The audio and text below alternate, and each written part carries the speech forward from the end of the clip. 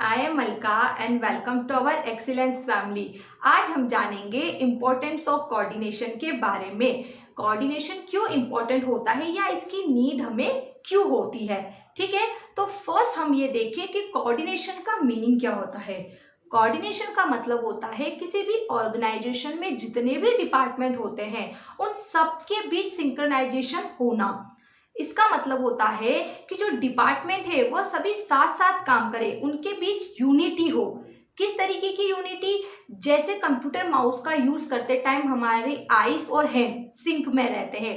Computer screen पर जहां हम देखते हैं वहां कर्सर पहुंच जाता है। तो बस एक ऑर्गेनाइजेशन में भी तो यही चाहिए कि टीम इस तरीके से साथ खड़ी हो कि ऑर्गेनाइजेशन गोल्स को टाइम पर अचीव कर सके। ठीक है, तो ये इसका मीनिंग हो जाता है। अब कुछ पॉइंट से हम देखते हैं ये क्यों इंपॉर्टेंट होता है।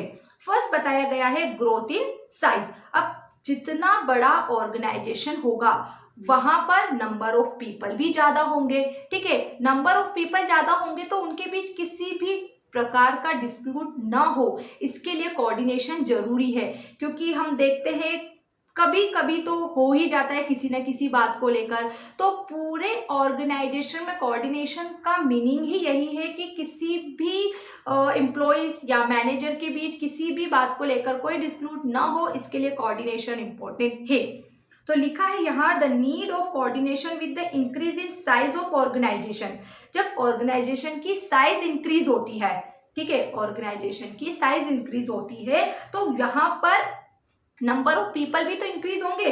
Because in large organization there are more number of person working. Each individual has his own needle objective. बोला गया है जब ऑर्गेनाइजेशन की साइज इंक्रीज होती है तो नंबर ऑफ पीपल भी इंक्रीज होते हैं और सब अपने अपने पर्पस या ऑब्जेक्ट को लेकर ऑर्गेनाइजेशन में आते हैं। तो उन सबको एक डायरेक्शन में ले जाने के लिए, उन सबको एक रखने के लिए कोऑर्डिनेशन की नीड होती है या कोऑर्डिनेशन इंपॉर्टेंट होता है। क्लियर? सेकंड देखते हैं फंक्शनल डिफरेंशिएशन। इसमें बताया गया है the functions of in organization are divided into different department, section और डिवीजन। यह ग्रोथ इन साइज से ही निकला है। कहने का मतलब है जब ऑर्गेनाइजेशन की साइज इंक्रीज होती है तो वहां पर डिपार्टमेंट भी तो बढ़ेंगे।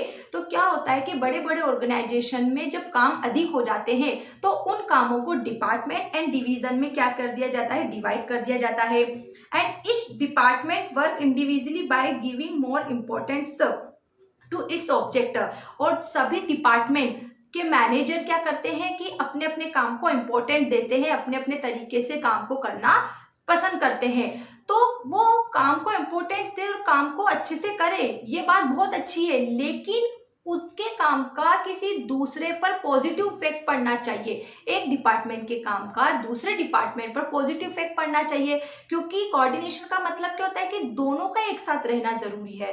तो यहाँ पर कोऑर्डिनेशन किस लिए जरूरी है कि जब किसी ऑर्गेनाइजेशन में डिपार्टमेंट अधिक हो जाते हैं तो उसमें काम करने वाले व्यक्ति भी अधिक हो जाते हैं, तो उनके बीच कोऑर्डिनेशन की जरूरत पड़ जाती है क्योंकि वो अपने अपने तरीके से काम करने लगते हैं। एंड थर्ड है specialization. In large and model organization there is high degree of specialization. कहने का मतलब है जितना बड़ा ऑर्गेनाइजेशन होगा वहां स्पेशलाइजेशन उतना ही ज्यादा होगा। Expert feel that they are the only qualified people and they always take right decision in right direction. और जो एक्सपर्ट होते हैं वो सोचते हैं कि हम जो कर रहे हैं वो बिल्कुल सही कर रहे हैं या सही डायरेक्शन में जा रहे हैं। सम टाइम कभी कभी ऐसा सोच लेते हैं। तो उन एक्सपर्ट के बीच किसी भी टाइप का डिस्प्यूट ना हो। ठीक है, एक मैनेजर तो यही चाहता है, कंपनी का ऑनर भी यही चाहता है, इसके लिए वो कोऑर्डिनेशन को अपनाता है। तो यहाँ हमने कोऑर्डिनेशन का मीनिंग एंड इसकी इंपॉर्टेंस के बारे में जाना है।